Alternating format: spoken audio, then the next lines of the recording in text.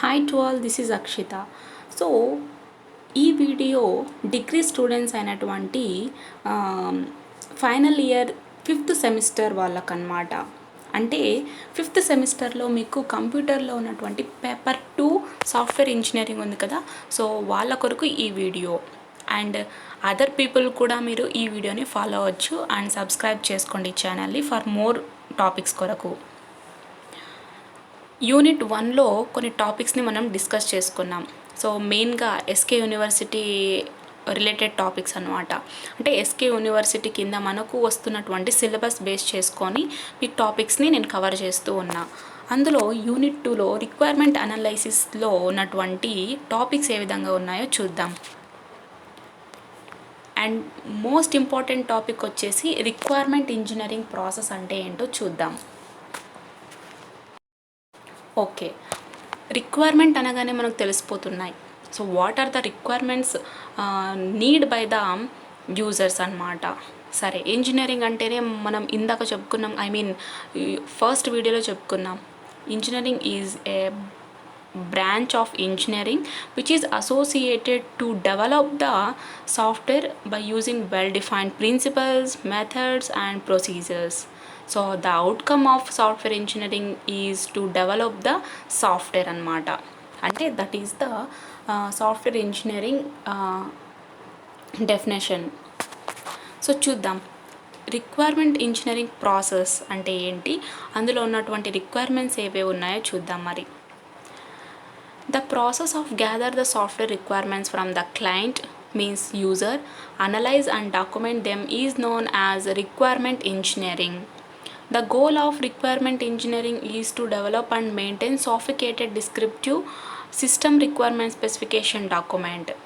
The complete process is known as requirement engineering process. In this process, we have to collect different types of requirements related to that particular system or software. So requirement engineering process అంటే ఏంటో చూద్దాం. మరి అంటే ఈ ప్రాసెస్లో ఏం జరుగుతుందంటే clients నుంచి రిక్వైర్మెంట్స్ ఏమేమి కావాలో గ్యాదర్ చేసుకోవాలన్నమాట. గ్యాదర్ చేసి వాటిని అనలైజ్ చేసి తర్వాత డాక్యుమెంట్ చేయాలి. ఈ ప్రాసెస్ని మనం రిక్వైర్మెంట్ ఇంజనీరింగ్ అంటూ ఉన్నాం.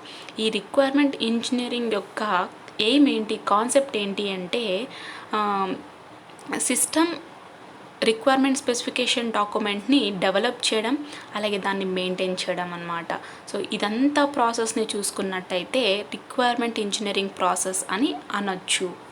సో ఈ ప్రాసెస్లో మనకు రిక్వైర్మెంట్స్ అనేవి కావాలన్నమాట. సో డిఫరెంట్ టైప్స్ ఆఫ్ రిక్వైర్మెంట్స్ని మనం కలెక్ట్ చేసుకోవాలి. దేని కొరకు, ఒక సిస్టమ్ కొరకు కావచ్చు, లేదా ఒక సాఫ్ట్వేర్ కొరకు మనం రిక్వైర్మెంట్స్ని గ్యాదర్ చేసుకోవాల్సి ఉంటుంది.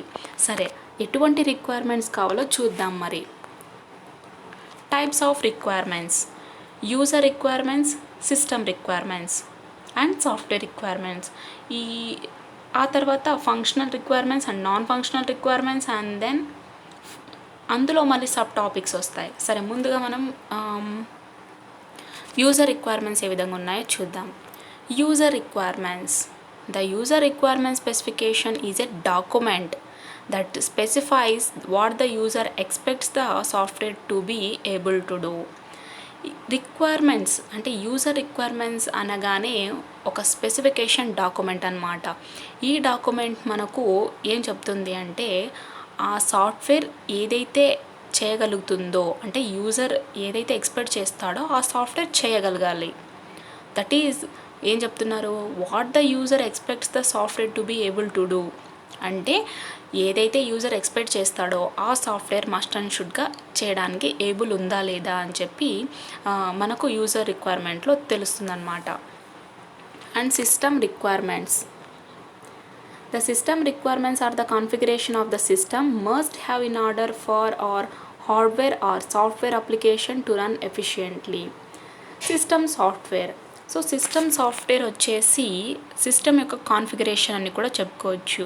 అంటే ఇవి పర్టికులర్ ఆర్డర్లో ఉంటాయన్నమాట. అంటే సాఫ్ట్వేర్ అప్లికేషన్ కావచ్చు, లేదా హార్డ్వేర్ అప్లికేషన్ కావచ్చు. ఈ రెండింటిని రన్ చేయడానికి, ఈ రెండింటిని వర్క్ చేయడానికి ఈ సిస్టమ్ రిక్వైర్మెంట్స్ని యూజ్ చేస్తాం.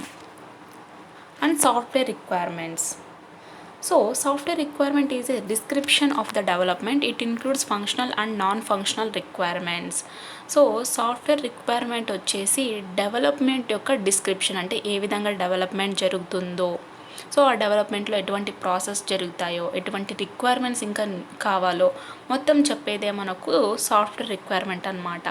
ఇందులో ఫంక్షనల్ రిక్వైర్మెంట్స్ ఉంటాయి, నాన్ ఫంక్షనల్ రిక్వైర్మెంట్స్ కూడా ఉంటాయి. అంటే ఏ విధంగా వర్క్ అవుతుందని చెప్పుకున్నాం కదా, ఒక డెవలప్మెంట్ యూస్ చేసుకొని ఏ విధంగా సాఫ్ట్వేర్ అనేది డెవలప్ అవుతుందని చెప్పుకున్నామో, అందులో ఫంక్షనల్ గాను నాన్ ఫంక్షనల్ గాను రిక్వైర్మెంట్స్ ఉంటాయి కదా, అది కూడా ఈ సాఫ్ట్వేర్ రిక్వైర్మెంట్స్లో ఉంటాయి. Functional requirements. So functional requirements ఏ విధంగా ఉన్నాయో చూద్దాం. A function requirement document defines the functionality of a system or its subsystem. It depends upon the type of software, expected users, and the type of system where the SYW is used. I mean system software is used. The key fields of functional requirements are purpose of the software, scope, data and integration, performance, security requirements. So ఈ functional రిక్వైర్మెంట్లో ఉన్నటువంటి functional requirement document ఏం చెప్తుంది అంటే, ఆ system యొక్క functionality ఏ విధంగా ఉంటుంది, లేదా సబ్ సిస్టమ్స్ ఉంటాయి కదా, ఆ సబ్ సిస్టమ్స్ యొక్క ఫంక్షనాలిటీ అంటే అవి చేసేటువంటి వర్క్ ఏ విధంగా ఉంటుందో ఈ ఫంక్షన్ రిక్వైర్మెంట్ డాక్యుమెంట్ అనేది డిఫైన్ చేస్తుంది అన్నమాట. అలాగే సాఫ్ట్వేర్ యొక్క టైప్ని బేస్ చేసుకొని, అంటే దాని మీద డిపెండ్ అవుతుంది అనమాట. ఈ ఫంక్షనల్ రిక్వైర్మెంట్ వచ్చేసి సాఫ్ట్వేర్ టైప్ మీద డిపెండ్ అవుతుంది. అలాగే ఎక్స్పెక్టెడ్ యూజర్స్ అండ్ నెక్స్ట్ ఎక్కడైతే సాఫ్ట్వేర్ని యూజ్ చేస్తామో సిస్టమ్ యొక్క టైప్ కూడా ఏ విధంగా ఉంటుందో దాని మీద కూడా డిపెండ్ అవుతుందన్నమాట. ఈ ఫంక్షనల్ రిక్వైర్మెంట్స్ యొక్క మెయిన్ కీస్ ఏంటి అంటే, సాఫ్ట్వేర్ని స్కోప్ చేయడానికి అండ్ డేటా అండ్ ఇంటిగ్రేషన్ని మెయింటైన్ చేయడానికి, దాని యొక్క పర్ఫార్మెన్స్ని చూడడానికి, అలాగే సెక్యూరిటీ రిక్వైర్మెంట్స్ని వీటన్నిటిని కూడా మెయింటైన్ చేయడానికి ఈ ఫంక్షనల్ రిక్వైర్మెంట్స్ని యూజ్ చేస్తామన్నమాట. And then non functional requirements. So the non functional requirements describe how the system works. The key fields that come under non-functional requirements are usability, reliability, supportability. Requirement engineering process includes 4 steps.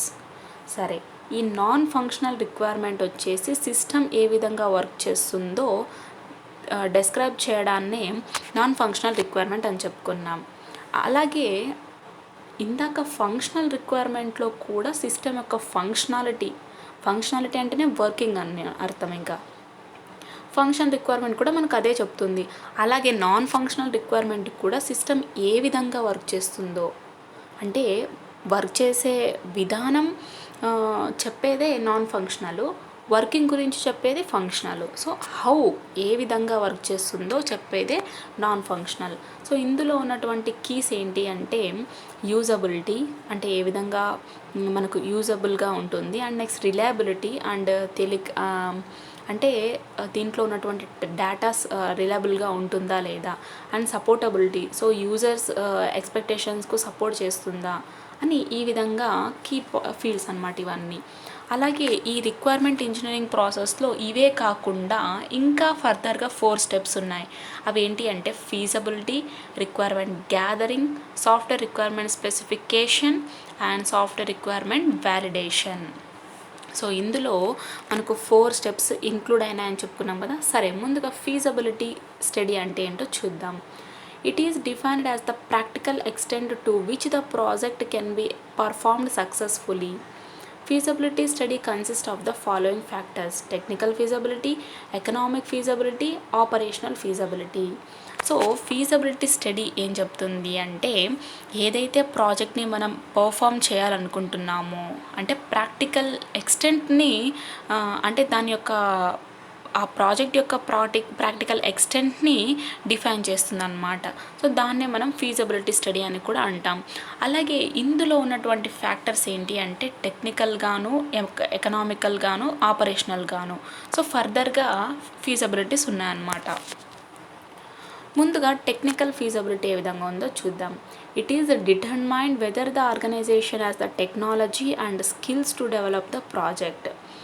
The system is said to be feasible if it has all necessary technologies to system.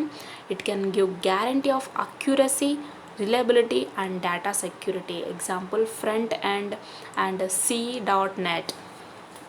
So technical feasibility అంటే ఏంటి అంటే ఏదైనా ఒక organisation వచ్చేసి దానికి అంటే ఒక ప్రాజెక్ట్ని డెవలప్ చేయగలటువంటి టెక్నాలజీస్ ఉన్నాయా లేదా, స్కిల్స్ ఉన్నాయా లేదా అని డిటర్మైన్ చేసేదే టెక్నికల్ ఫీజబిలిటీ అన్నమాట. అలాగే దీన్ని మనం టెక్నికల్ ఫీజబిలిటీ అని ఎందుకు అంటున్నామంటే ఖచ్చితంగా ఇందులో ప్రతి ఒక్క టెక్నాలజీ కూడా ఉండాలి. అంటే అవసరమైనటువంటి టెక్నాలజీ ఉండాలి, అలాగే ఖచ్చితత్వం ఉండాలి, అండ్ నెక్స్ట్ రిలయబిలిటీ ఉండాలి, ఉన్నటువంటి డేటా సెక్యూర్గా ఉండాలి. సో అప్పుడైతేనే మనం టెక్నికల్ ఫీజబిలిటీ అని చెప్పుకోవచ్చు. ఎగ్జాంపుల్, ఫ్రంట్ అండ్ C.NET అని చెప్తున్నాం. అలాగే వెబ్ సర్వర్ వచ్చేసి IIS 5.0 అండ్ హోస్ట్ అంటే who are the receivers of guest అనమాట. వాటిని మనం అంటే ఇందాక ఇవన్నిటిని కూడా మనం రిసీవ్ చేసుకోవాలి. I mean Windows XP. And then economical feasibility. It determines whether the project completion is done within the source allocated. Here we consider the cost of the hardware and software, the development tool, the cost of full system testing, the cost of maintenance. So economical feasibility ఏంటి అంటే ఉన్నటువంటి అంటే allot చేసినటువంటి రిసోర్స్లో ఏదైనా project అనేది కంప్లీట్గా జరుగుతుందో లేదా అని చెప్పి డిటర్మైన్ చేసేటువంటిదే ఎకనామికల్ ఫీజబిలిటీ అనమాట. అంటే రిసోర్స్ అలాట్మెంట్ ఏ విధంగా ఉండొచ్చు అంటే సాఫ్ట్వేర్ లేదా హార్డ్వేర్ యొక్క కాస్ట్ పరిమితంగాను, లేదా డెవలప్మెంట్ టూల్స్ని బేస్ చేసుకొని, లేదా సిస్టమ్ టెస్టింగ్ ఉంటుంది కదా దాని యొక్క కాస్ట్ కావచ్చు, లేదా దాని యొక్క మెయింటెనెన్స్, ఇవన్నిటిని బేస్ చేసుకొని వీటిలోనే ఆ ప్రాజెక్ట్ అనేది కంప్లీట్ అయ్యేలా చూసుకున్నట్టయితే దాన్ని ఎకనామికల్ ఫీజబిలిటీ అని అంటున్నాం. And then operational feasibility. IT determines the factors like manpower, time, etc. It performs the following task: whether the problems occurred in user requirement are of high priority or not, whether the solution suggested by the development team is acceptable. So operational feasibility ఏం జరుగుతుందంటే IT information technology అనేది కొన్ని ఫ్యాక్టర్స్ని determine చేస్తుంది అనమాట. ఆ factors ఏంటి అంటే man power ఏ విధంగా ఉంది, అలాగే టైమింగ్ సెన్స్ ఏ విధంగా ఉంది, ఇవన్నిటిని కూడా డిటర్మైన్ చేసేటువంటిదే ఆపరేషనల్ ఫీజబిలిటీ అనమాట. ఇందులో కొన్ని టాస్క్ కూడా పర్ఫామ్ చేయాలన్నమాట. ఆ టాస్క్ ఏ విధంగా ఉన్నాయో చూద్దాం. అది అంటే యూజర్ రిక్వైర్మెంట్స్ ఉంటాయి కదా, వాటిలో వచ్చేటువంటి ప్రాబ్లమ్స్ ఇవి హై ప్రియారిటీతో ఉన్నాయా లేదా, అండ్ నెక్స్ట్ వచ్చేసి సొల్యూషన్ని మనం డెవలప్మెంట్ టీమ్ ద్వారా ఒక సొల్యూషన్ని సజెస్ట్ చేసి ఉంటాం, ఆ సజెషన్ని మనం యాక్సెప్ట్ చేయాలి. సో ఆ విధంగా అనమాట. And next analyses whether the user will adapt to new software. అలాగే కొత్త సాఫ్ట్వేర్కు యూజర్ అడాప్ట్ చేసుకుంటాడా లేదా అని చెప్పి ఇవన్నీ కూడా మనం అనలైజ్ చేయాలి. సో ఇవన్నీ కూడా పర్ఫార్మ్స్ చేయాల్సి ఉంటుంది. అండ్ దెన్ నెక్స్ట్ టాపిక్ వచ్చేసి రిక్వైర్మెంట్ గ్యాదరింగ్. ఇందాక మనం చూసినటువంటిది రిక్వైర్మెంట్ ఇంజనీరింగ్ ప్రాసెస్ అనమాట. So that is the requirement engineering process. So next topic వచ్చేసి requirements gathering. If the feasibility report is positive regarding to the project, then the next step is to gathering requirements from the user. The project team communicates with the clients to know what the software should provide and which features to include it.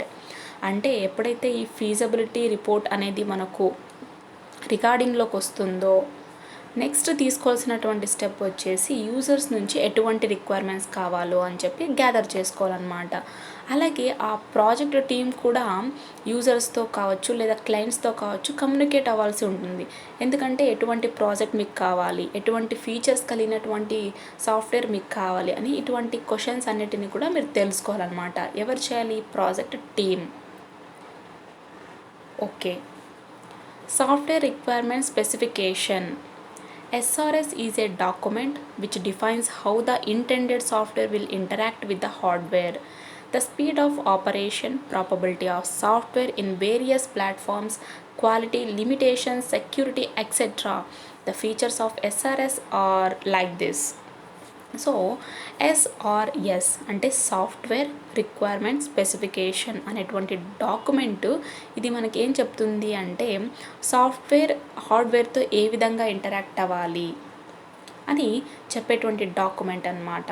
అలాగే ఇందులో జరిగేటువంటి operations functions అవన్నీ కూడా ఏ విధంగా జరుగుతున్నాయి అంటే operation యొక్క speed ఏ విధంగా ఉంది, అలాగే ప్రాబబిలిటీ ఏ విధంగా ఉంది, అండ్ నెక్స్ట్ యూజ్ చేసేటువంటి క్వాలిటీ ఏ విధంగా ఉంది, అండ్ సెక్యూరిటీ ఉందా లేదా, లిమిటేషన్స్ ఉన్నాయా, సో ఎటువంటి లిమిటేషన్స్ ఉన్నాయి, అండ్ ఇవన్నిటిని కూడా మనకు డిఫైన్ చేస్తుంది అనమాట. ఏంటి SRS.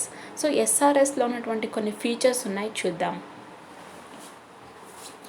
User requirements should be written in normal language.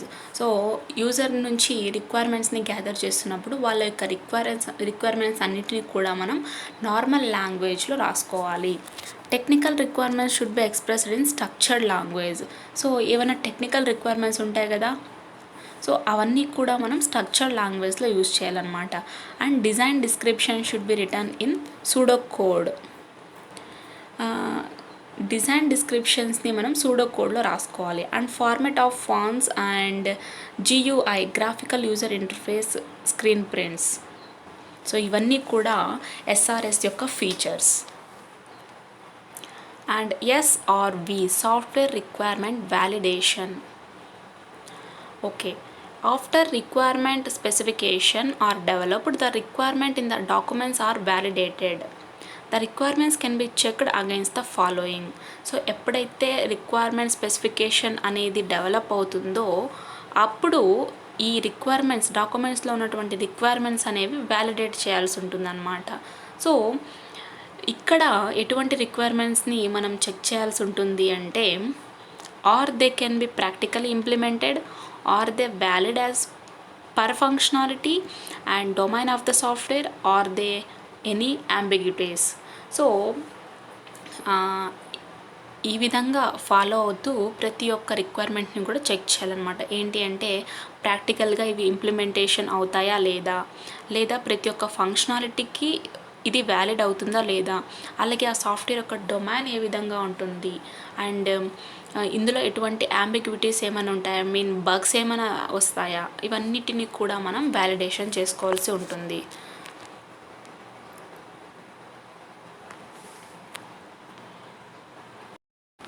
And next topic is problems of requirements. So requirements యొక్క ప్రాబ్లమ్స్ ఏ విధంగా ఉన్నాయో మనం చెక్ చేసుకోవాలి. అంటే this is one of the important topic అనే చెప్పుకోవచ్చు యూనిట్ 2లో. Okay, problem of requirements. There are 5 common problems available in requirement engineering.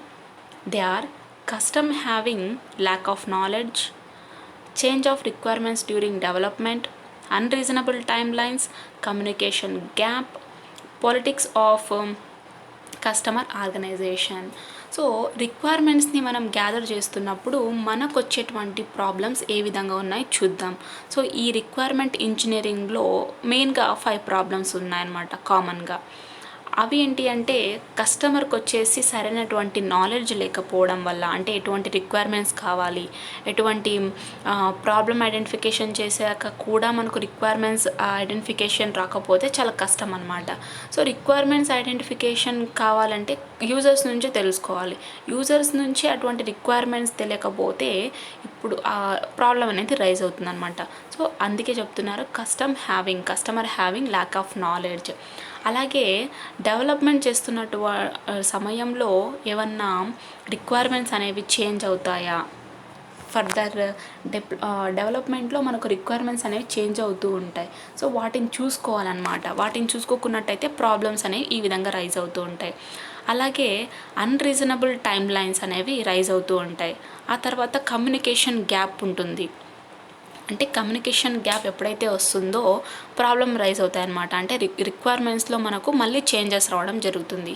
And customer organisation, politics of customer organisation. So ఏదైనా ఒక ఆర్గనైజేషన్ని మనం కంప్లీట్ చేసుకోవాలంటే కమ్యూనికేషన్ ఇంపార్టెన్స్. ఇవన్నీ కూడా ఒక ఫేజ్ నుంచి కనెక్ట్ అయినటువంటి ప్రాబ్లమ్స్ అన్నమాట. సరే చూద్దాం. ముందుగా customer having lack of knowledge. So కస్టమర్కు నాలెడ్జ్ లేకపోవడం వల్ల, ఐ మీన్ తనకు ఎటువంటి రిక్వైర్మెంట్స్ కావాలి, ప్రాబ్లమ్ ఐడెంటిఫికేషన్ ఏ విధంగా ఉంది, ఇవన్నీ అవగాహన లేకున్నట్టయితే ఖచ్చితంగా ప్రాబ్లమ్స్ అనేవి రైజ్ అవుతాయి. Ensure that you spend sufficient time at the start of the project and understand the deliverables and scope of the projects. So ముందుగా నువ్వు ఆ ప్రాజెక్ట్ యొక్క మొదట్లో కావచ్చు లేదా జరుగుతున్నప్పుడు కావచ్చు, ఖచ్చితంగా వాళ్ళతో టైం అనేది స్పెండ్ చేయాలన్నమాట. అలాగే ఆ ప్రాజెక్ట్ యొక్క స్కోప్ ఏ విధంగా ఉందనేది కూడా తెలుసుకోగలగాలి. And utilise customer assumption, end user benefits and befits and risk of projects. So customer యొక్క అజంప్షన్ ఏ విధంగా ఉంటుంది, అలాగే ఎండ్ యూజర్ బెనిఫిట్స్ ఏ విధంగా ఉంటుంది, ప్రాజెక్ట్లో వచ్చేటువంటి రిస్క్, వీటన్నిటిని కూడా మనం అనలైజ్ చేసుకోవాలి. Having a vision on the user benefits and solve the business problem. So ఇప్పుడు కస్టమర్ మనకు వచ్చి ఒక ప్రాబ్లం చెప్పేసి వెళ్ళిపోయాడు అనుకోండి, యాజ్ ఎ డెవలప్మెంట్ టీమ్ పీపుల్గా నేను వచ్చేసి యూజర్ బెనిఫిట్స్ ఏ విధంగా ఉన్నాయి, అలాగే బిజినెస్ ప్రాబ్లమ్ని సాల్వ్ చేయాలంటే ఏ విధంగా మనం గమనించాలి అనేటువంటి కాన్సెప్ట్ ముందుగా ఉండాలి. And make the customer to read SRS document and have clear understanding of the deliverables. So ఎప్పుడైతే మనం సిస్టమ్ రిక్వైర్మెంట్ స్పెసిఫికేషన్ డాక్యుమెంట్ని రెడీ చేసుకుంటామో, ఈ డాక్యుమెంట్ని మనం కస్టమర్కి ఇచ్చి ఒకసారి అనలైజ్ చేసుకోమని చెప్పాలన్నమాట. అంటే ఇవన్నీ కూడా కంఫర్టబులా, అంటే ఇవన్నీ కూడా మీకు అర్థమయ్యాయా, వీటిని మనం డెలివర్ చేయొచ్చా అని ఒక్కసారి డాక్యుమెంట్ని మనం కస్టమర్కు చూపించాల్సి ఉంటుంది. అండ్ నెక్స్ట్ వన్ వచ్చేసి change of requirement during development. అంటే డెవలప్మెంట్ జరుగుతున్నప్పుడు రిక్వైర్మెంట్స్ అనేవి చేంజ్ అవుతూ ఉంటాయి. సో ఆ ప్రాబ్లం రైజ్ అయినప్పుడు ఏ విధంగా ఉంటుందో చూద్దాం. Have a defined process of receiving, analysing, incorporating change request. అంటే ఒక ప్రాసెస్లో మనకు చాలా వరకు requirements from start to end వరకు ఒకేలా ఉండవు. సో ఫర్దర్ ఫేజ్లో ఒక్కొక్క రిక్వైర్మెంట్స్ చేంజ్ అవుతూ ఉంటాయి. సో కాబట్టి మనం రిసీవ్ చేసుకోవడంలోనూ లేదా రిసీవ్ చేసుకున్నాక ఇతర రిక్వైర్మెంట్స్ ఏమైనా ఉంటే వాటిని అనలైజ్ చేసుకోవడంలోనూ, అలాగే చేంజెస్ ఏమైనా వస్తే వాటిని ఫాలో అవడంలోనూ కూడా మనం చూస్తూ ఉండాలి.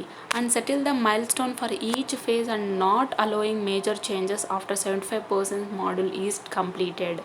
అంటే ప్రతి ఒక్క ఫేజ్లోనూ కూడా మనం ఒక మైల్ స్టోన్ని సెట్ చేసుకోవాలన్నమాట. ఏంటి మైల్ స్టోన్ ఏంటంటే ఒక ఎయిమ్ని సెట్ చేసుకోవాలన్నమాట. అంటే ఫర్దర్గా ఒక 75% మాడ్యూల్ అనేది కంప్లీట్ అయింది అనుకోండి. మాడ్యూల్ అంటే ఒక ప్రోగ్రామ్ అనేది మాడ్యూల్స్గా డివైడ్ అవుతూ ఉంటుంది, సెట్ ఆఫ్ ఇన్స్ట్రక్షన్స్గా డివైడ్ అవుతూ ఉంటుంది. సో ఆ విధంగా జరిగినప్పుడు మేజర్ చేంజెస్ అనేవి రాకూడదన్నమాట. And communicate customer requirement changes to stakeholder and update the master project plan. అంటే ఇక్కడ కస్టమర్ రిక్వైర్మెంట్ కొరకు మనం కమ్యూనికేట్ అవుతూ ఉండాలి. ఏంటి అంటే ఒకవేళ ఏమైనా చేంజెస్ వచ్చినప్పటికీ లేదా ఫర్దర్గా అప్డేట్ చేయాలనుకున్నా కూడా ప్రతి ఒక్కటి కూడా మనం కమ్యూనికేట్ చేస్తూ ఉండాలి. కస్టమర్తో కావచ్చు లేదా కంపెనీ యొక్క స్టాక్ హోల్డర్తో కావచ్చు. And unreasonable timelines. And third problem వచ్చేసి unreasonable timelines. Convert SRS, software requirement specification into project plan and analyse the resources like best, medium, worst. So ముందుగా ఈ ఎస్ఆర్ఎస్ డాక్యుమెంట్ని మనం ప్రాజెక్ట్ ప్లాన్గా కన్వర్ట్ చేసుకోవాలన్నమాట. ఎప్పుడైతే ఈ ప్రాజెక్ట్ ప్లాన్ని convert చేసుకుంటామో తర్వాత కావాల్సినటువంటి రిసోర్స్ని కూడా అనలైజ్ చేసుకోవాలి. అంటే ఇప్పుడు మనం తీసుకున్నటువంటి రిసోర్సెస్ బెస్టా లేదా మీడియంగా వర్క్ చేస్తాయా లేదా తీసుకున్నటువంటి ప్రోడక్ట్స్ ఆర్ చీపరా అని మనం అనలైజ్ చేసుకోవాలి. And make sure that project plan in having awareness of resources and sufficient time for testing. So ఇప్పుడు ఒక ప్రాజెక్ట్ ప్లాన్ వచ్చేసి మనం తీసుకున్నటువంటి రిసోర్సెస్కు అనుగుణంగా ఉందా లేదా టెస్టింగ్ చేయడంలోనూ కూడా సరైన టైమింగ్ సరిపోతుందా లేదా అనేటువంటిది కూడా మనం చూసుకోవాలి. And make conversation with customer about dead lines and having the evidence for your statement. So కస్టమర్తో ఎప్పటికప్పుడు కన్వర్జేషన్ ఉండాలన్నమాట. అంటే మీరు ఇచ్చినటువంటి రిక్వైర్మెంట్ యొక్క డెడ్లైన్ ఏంటి, అంటే మీరు కావాల్సినటువంటి ప్రోడక్ట్ యొక్క డెడ్లైన్ ఏ విధంగా ఉంది, అలాగే మీరు ఇచ్చినటువంటి స్టేట్మెంట్ యొక్క ఎవిడెన్స్ని కూడా మీరు అవైలబుల్గా ఉంచుకోవాలి. అండ్ ఫోర్త్ ప్రాబ్లం వచ్చేసి communication gap. So take notes at every meeting and expand it through the project team. So ప్రతి ఒక్క మీటింగ్లోనూ కూడా మీరు నోట్ని అనేది తీసుకోవాల్సి ఉంటుంది, ఐ మీన్ నోట్స్ రాసుకోవాల్సి ఉంటుంది. అంటే ప్రాజెక్ట్ టీం కొరకు దాన్ని ఎక్స్పాండ్ చేయాలి, మీరు రాసుకున్నటువంటి నోట్ని ఎక్స్పాండ్ చేయాలి. Be consistent with your words, make revise the term before you use. So ఏదన్నా ఒక మీటింగ్ జరుగుతున్నప్పుడు సర్టెన్ ఇన్ఫర్మేషన్ని మీరు కలెక్ట్ చేసుకుంటున్నప్పుడు ఆ వర్డ్స్ వచ్చేసి చాలా కన్సిస్టెన్స్గా ఉండాలి. అంటే మీరు యూజ్ చేసేటువంటి టర్మ్ ఒకసారి రివైజ్ చేసుకోవాలన్నమాట. And send 1 copy stakeholder also. So ఒక కాపీని స్టాక్ హోల్డర్కి కూడా మనం పంపించాలి.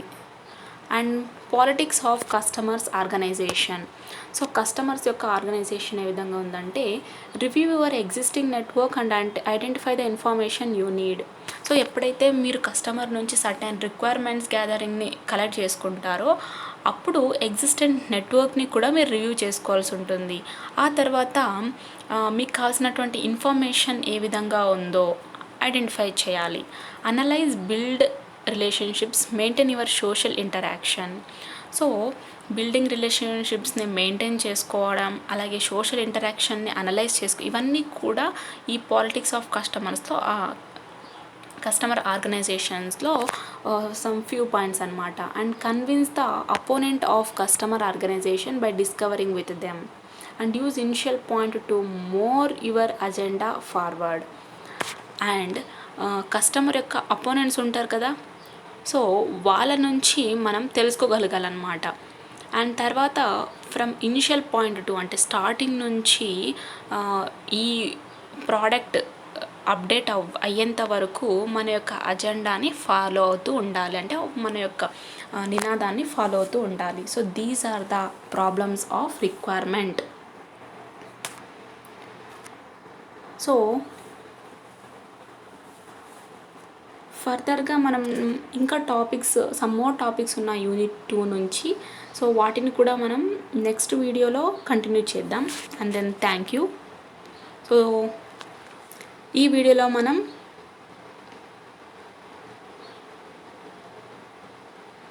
రిక్వైర్మెంట్ ఇంజనీరింగ్ ప్రాసెస్ అంటే ఏంటో తెలుసుకున్నాం, అందులో ఉన్నటువంటి టైప్స్. ఆ తర్వాత రిక్వైర్మెంట్ ఇంజనీరింగ్ గురించి, ఐ మీన్ రిక్వైర్మెంట్ గ్యాదరింగ్ గురించి తెలుసుకున్నాం. And next problems of requirements గురించి కూడా తెలుసుకున్నాం. సో ఫర్దర్గా ఇంకో వీడియో చేస్తా యూనిట్ 2 మీదే. So this is the end of the time. Thank you.